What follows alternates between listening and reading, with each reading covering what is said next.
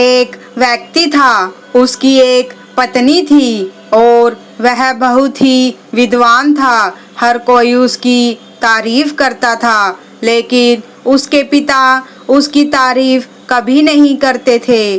तो उसे बहुत बुरा लगता था कि सभी लोग मेरी तारीफ करते हैं, लेकिन पिताजी मेरी तारीफ कभी नहीं करते।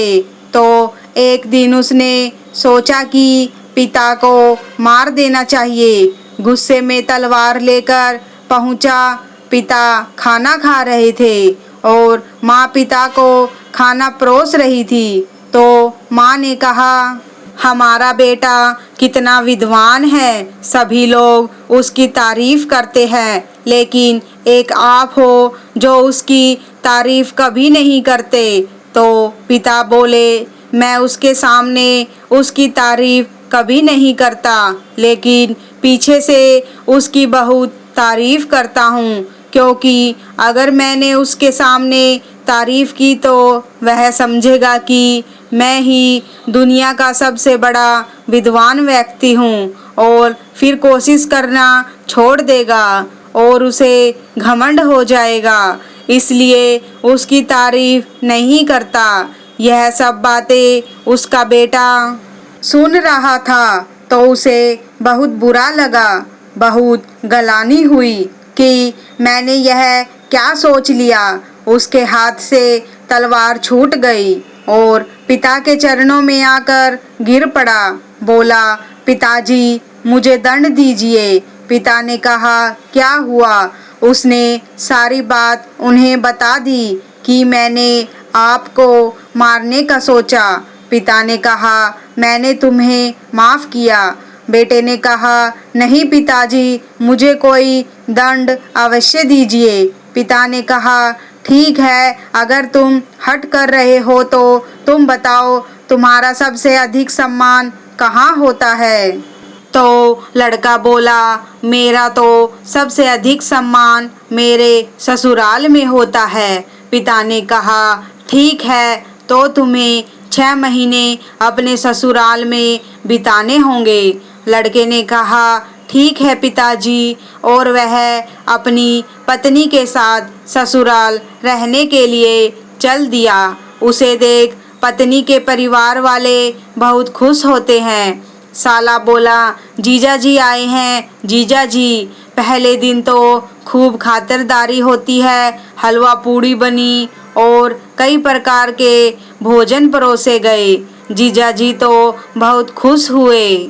दूसरे दिन उसे सब्जी रोटी खिलाई गई। इसी तरह तीसरे दिन साली आई। अरे जीजा जी, रात की थोड़ी रोटियां बची हैं, तो आप कहो तो ले आऊं।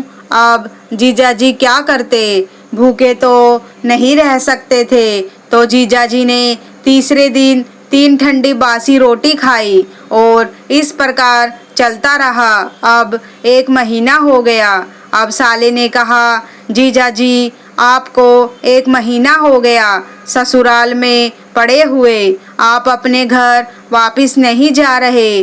तो जीजा ने कहा, अभी तो 1 महीना ही हुआ है, 5 महीने और बाकी हैं। अब तो घर में तू तू मैं होने लगी। उसकी पत्नी को बहुत बुरा लगता कि मेरे पति का अपमान हो रहा है। एक दिन साले ने कहा, जीजा जी, आप पूरे दिन घर पर ही पड़े रहते हैं, चलो मेरे साथ गाय चराने चलो। अब जीजा जी गाय चराने लगे। अब पत्नी को और बुरा लगा। पत्नी ने पति से कहा, अरे आप कब से यहाँ ससुराल में पड़े हैं, चलो ना अपने घर चलते हैं, आप तो बहुत बड़े विद्वान हो।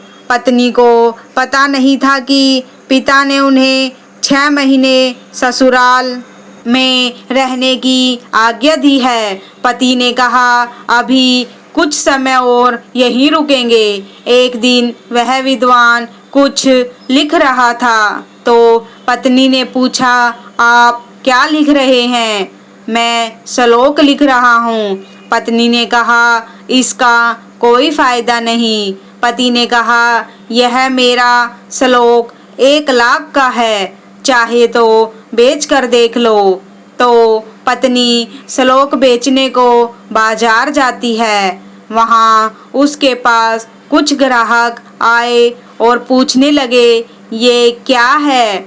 उसने कहा, ये 1 लाख वाला श्लोक है। ये सुन वे सभी लोग वहाँ से चलते बने। पूरे दिन श्लोक नहीं बिका, परंतु शाम के समय उसके पास वहाँ का राजा आया। उस राजा का नियम था कि बाजार में जो भी सामान नहीं बिकता था उसे वह राजा खरीद लेता था। इस प्रकार राजा ने वह श्लोक खरीद लिया और विद्वान की पत्नी को 1 लाख स्वर्ण मुद्राएं दी। महल में आकर राजा ने उस श्लोक को अपने कक्ष में लगवा दिया। विद्वान की पत्नी जब घर आई तो पति ने पूछा, बेच दिया श्लोक को? पत्नी ने कहा, 1 लाख स्वर्ण मुद्राओं में। जब यह बात साला साली सभी को पता चली तो साले ने कहा, अरे जीजा जी, आप गाय चराना रहने दीजिए, वह मैं कर लूँगा। अब तो विद्वान की पहले की तरह खूब खातिरदारी होने लगी।